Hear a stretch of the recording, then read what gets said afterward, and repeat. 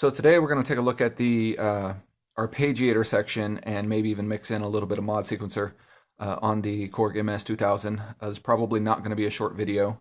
I think it's going to be a lot of experimentation with timing and whatnot, and hopefully we get some good results.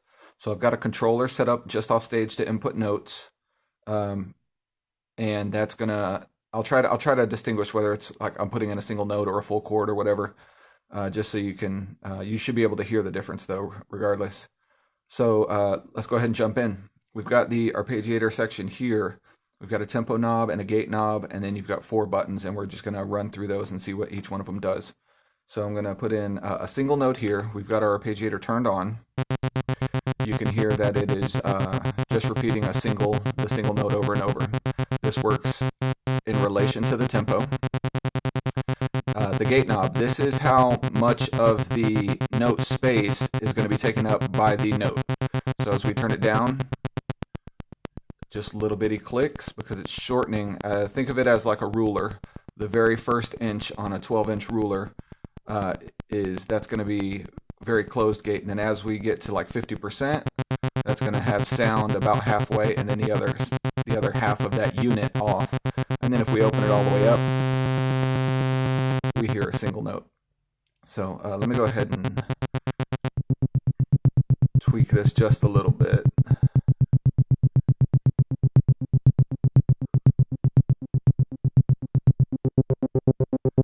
So it's not too oppressive. So okay, so that's what the tempo and the gate does.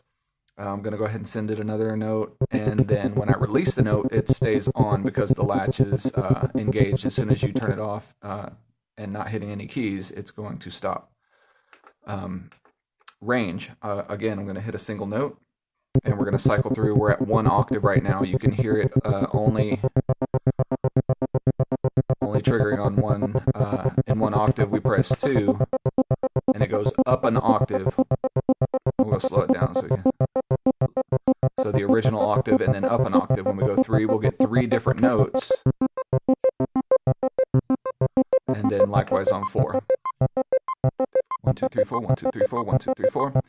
So that, we'll go ahead and cycle back down so you can hear how a chord is affected. So I'm just going to give it we'll give it a D minor on 1 octave. So those are the 3 notes in a D minor chord. Now when I go up to 2, now we're going to get 6 different notes. The original 3 notes and then 3 more notes on the next octave. 1, 2, 3, 4, 5, 6, 1, 2, 3, 4, 5, 6, and then likewise 3. And then 4, of course, will give us those same notes across 4 octaves. That doesn't sound fancy now, but with higher tempos,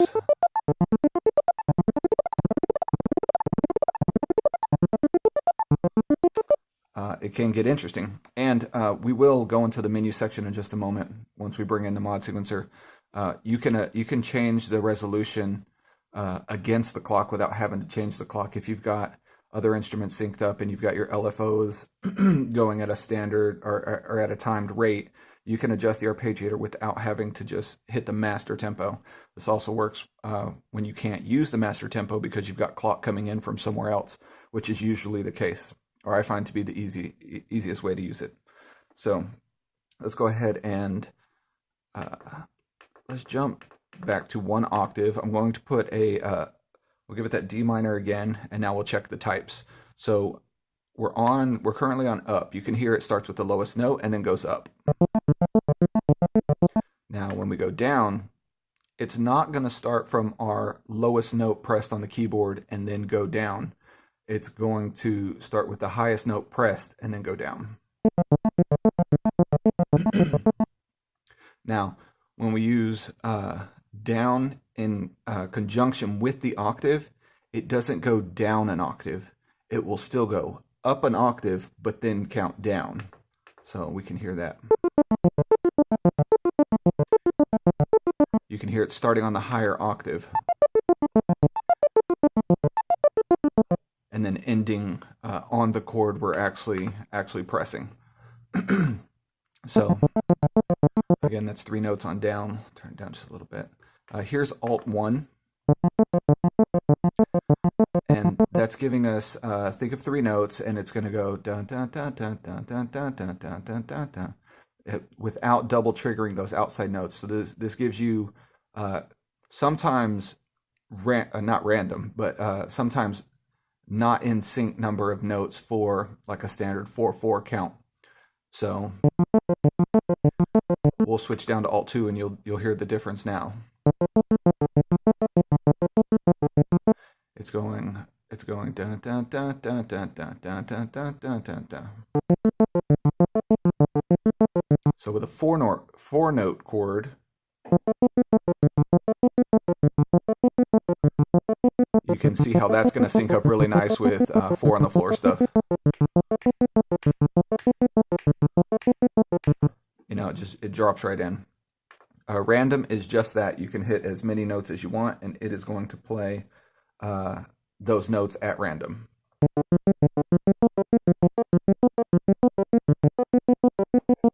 So that's actually 1, 2, 3, 4, 5. That's 5 different notes pressed.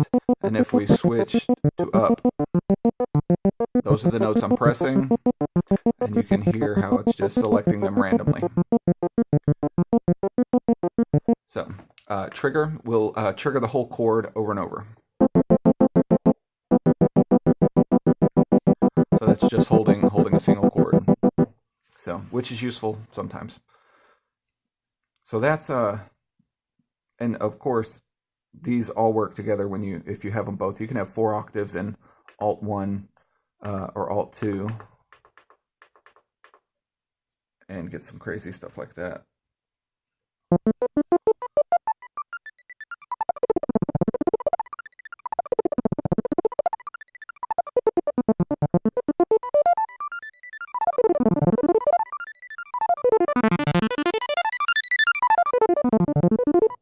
Okay, so that's the arpeggiator.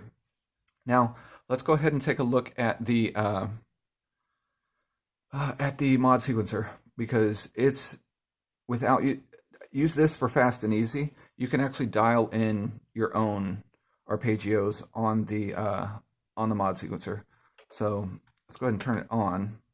We'll go to here we go, and by default, when you select sequence 1, it defaults to pitch, and that's exactly what you want. So I'm going to page back and set the, let me edit here.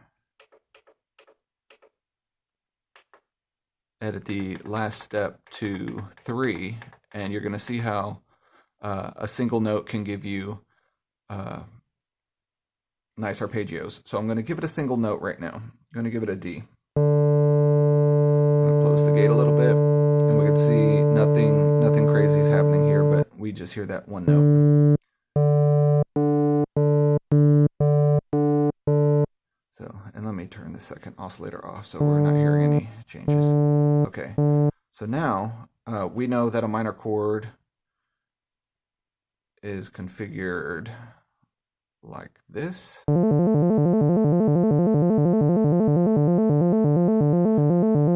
So this is 3 half steps up, 7 half steps up, and so now any single key we press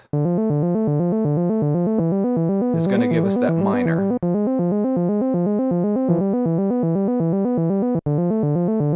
So that's basically, instead of hitting 3 notes on 1 octave here, we're pressing 1 key to get that chord, and if we want to add, you know, a 7th or a 9th, we can dial in the last step to 4,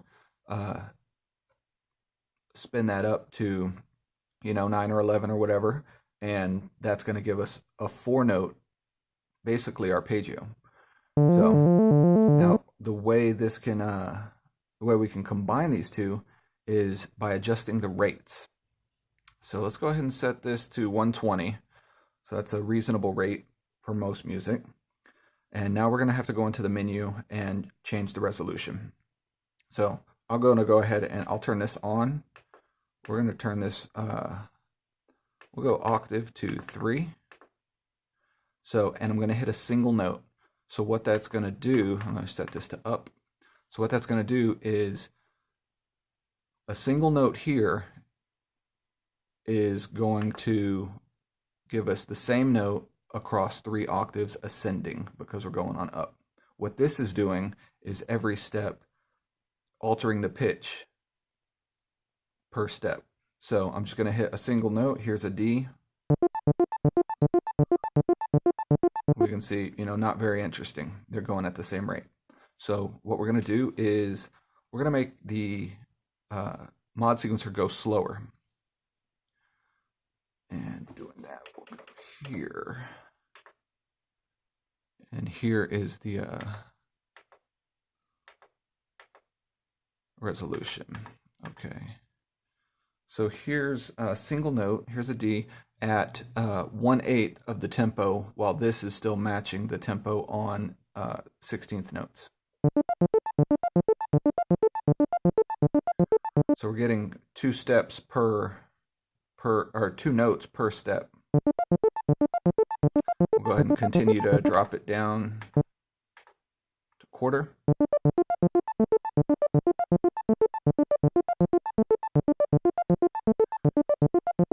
You can see that's doing interesting things, and that's still a single note press. So let's go ahead and give it a chord. I'm going to give it a D minor. So now we're inputting 3 notes on across 3 octaves ascending for the arpeggiator. And we're going to be getting 3 or 4 notes per or 4 notes per step.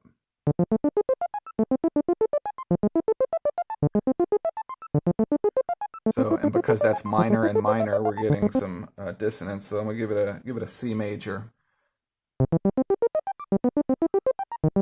Sounds a little better. Likewise, we could bump this up to 4 to give, that'll be the intervals for a major chord. So here's a major. Here's a minor. So now what we can do, let's go ahead and we're on 3 octaves. Let's go ahead and make this go up and down like so. Let's come back to our mod sequencer and let's make it 4 steps. And we will bump that up to, let's say, maybe there. Let's turn this off to see just see what the mod sequencer is doing. So it's a D.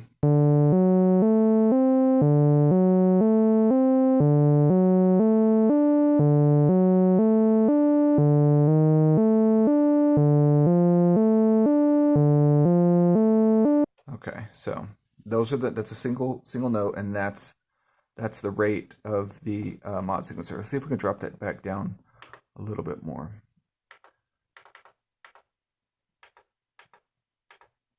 There we go. So now here's the rate that the mod sequencer is affecting the sound. Okay, so now this is the rate at which the arpeggio or the arpeggiator is affecting the sound. So it's a single note. So now when we turn them both on, we get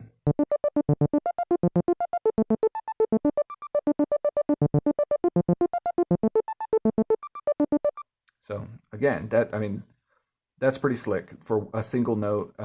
So if you do your programming ahead of time, the performance and sequencing aspect is very easy. Here's a 3-note chord with the same. Go ahead and bump this tempo up a little bit.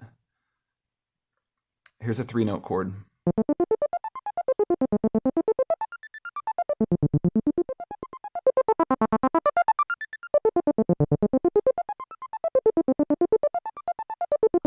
So here's a 4-note chord. Let's see if we can get these to sync up.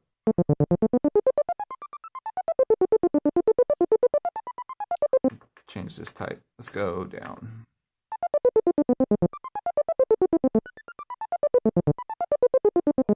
Two notes.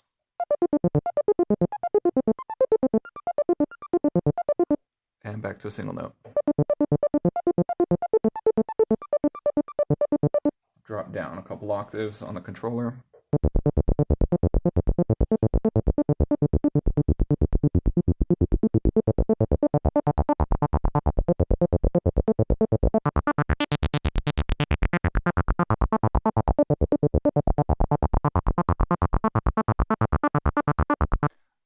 So that's pretty nice bass line if you ask me, and that's a single note. And basically by playing just the one note, you can transpose it by literally just changing notes. So we'll just go from like a D to an F here.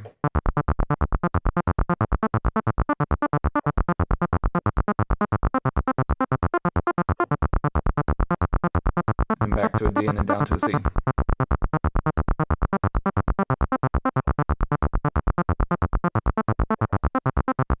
And you can change notes at any point. It's going to reset the arpeggiator and not the mod sequencer, unless the mod sequencer is set to trigger on the key press. So that's basically slow on the mod sequencer and fast on the arpeggiator. What you can also do for even more complex situations and sounds, and the way I prefer to use it, is to go slow on the arpeggiator, because those are predictable. We know we're going to want to bump up octaves here and there, but you can put in more complex sequences of notes and longer on the mod sequencer. So let's go ahead and change all that bit around. So what I'm going to do is go back to the mod sequencer controls page back. Let's go with 8 steps forward. Yeah, that's fine. Loop it. And let's get the... So now it's on 30 seconds. So we can see how fast, or maybe you can't even see that fast. The lights aren't even lighting up, it's going so fast. Now on the arpeggiator, we're going to cursor over to turn key sync on.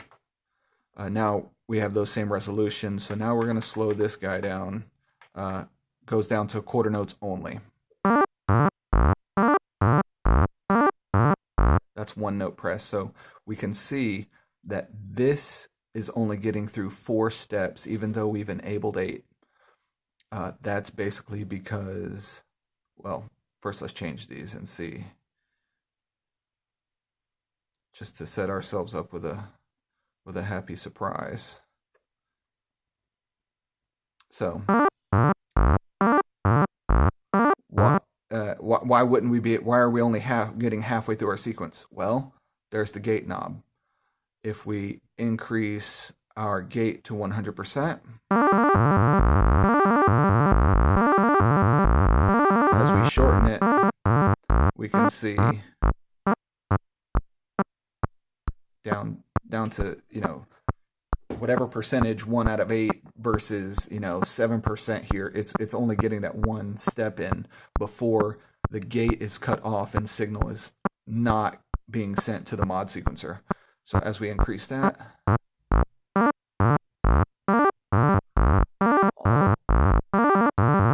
the way to 100%, we're getting all the way through. Again, that's a single note. We're on 3 octave. If we bump that down to like 2 octave, and we'll change this to up because we can just start there to hear what it's sounding like. So basically what I've programmed in here is that same minor chord and then repeating. So single note.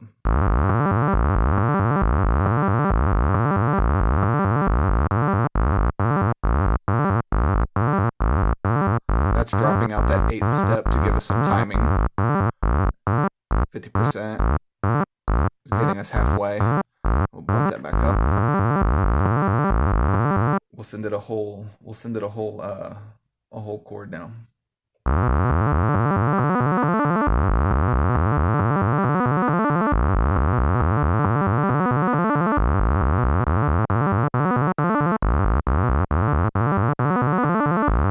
So, what you can, and that's just pitch. We have 2 more lanes that we can change. So, and here's where the experimenting comes in. It's pretty much going to go full off track at this point. We can go pitch. We can go step length. I don't really use step length a lot in this situation because it's going to throw your timing all off, and when one note is longer than the next, and then you get all out of whack. Let's see. Cutoff's fun.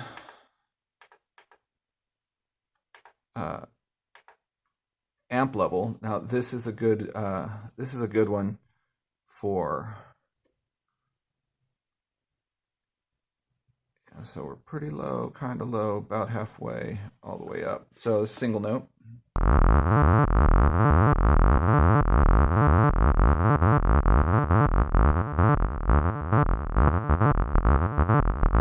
You get basically your volume level for each step, and they're going so fast you can get some really rhythmic and pulsy.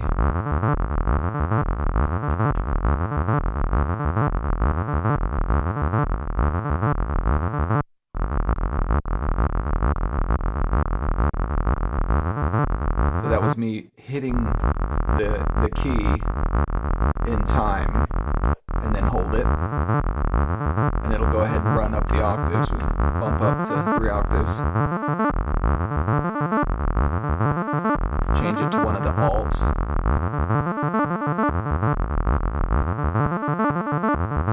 hit a 3-note chord,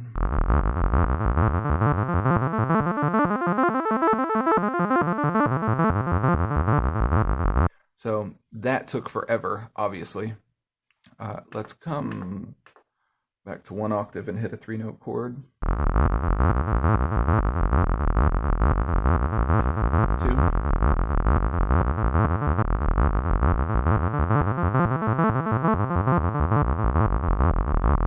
Again, it seems like it's taking forever to get back up and down. So what we can do is drop that last step to 4. And now let's see what we get.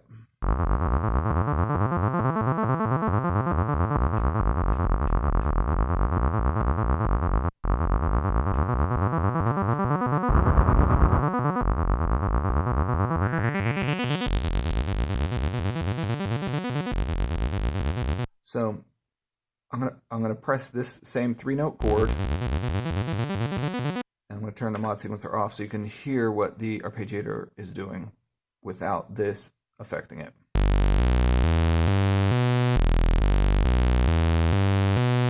So that 3 notes going across 2 octaves, going up.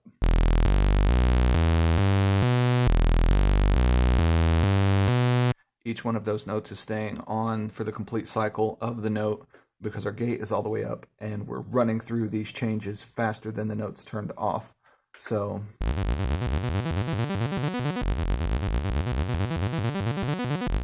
there you go. Also, one reason to do it the other way around is the arpeggiator, I believe. Let me check this before I say it. Yes, the arpeggiator has a swing and the mod sequencer doesn't. So if you're doing it the way we did it first, where these are your longer steps, and these the arpeggiator notes are subdivided into each step here, is the best way to think of it. You can add swing to it, so you can get you can put a little on it, as they say. But I prefer this way because you can put in a full 16-note sequence of something original and make it go 2 octaves up and down, and that'll give you like 32 bars or 16 bars worth of original sequence, non-repetitive sequence before it loops back around again. And you know, that's a pretty good way to get a little more mileage out of it. And again, you know, we're doing all this on, you know, this basic timbre, which you know, basically a saw wave with a little bit of filter on it. One of the also one of the best things to do, especially when you're running through this kind of stuff. Here's a single note. Let's drop that back down a little bit.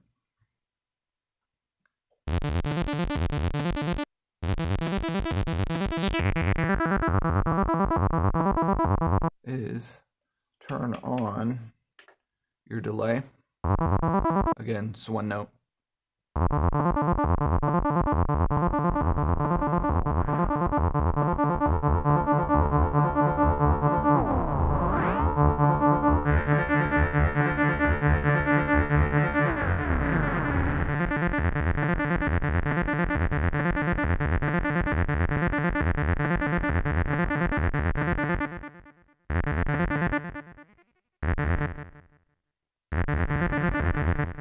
turn the tempo down.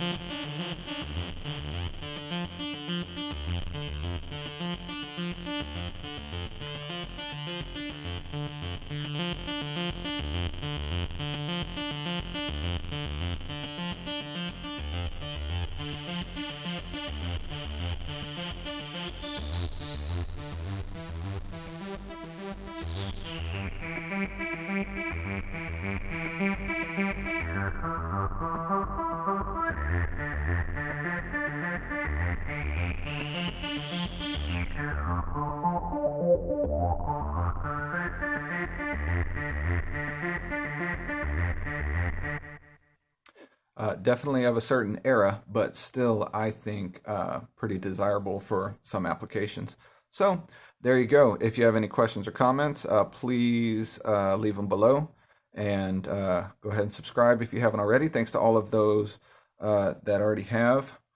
Kind of surprised me with 200 whole subscribers or whatever it is right now, which is good because this machine is still cheap as chips, and you know, there's tons of them out there, and I think they definitely have a place in not only retro music, but even modern music. They still have the sounds that are coming back around again.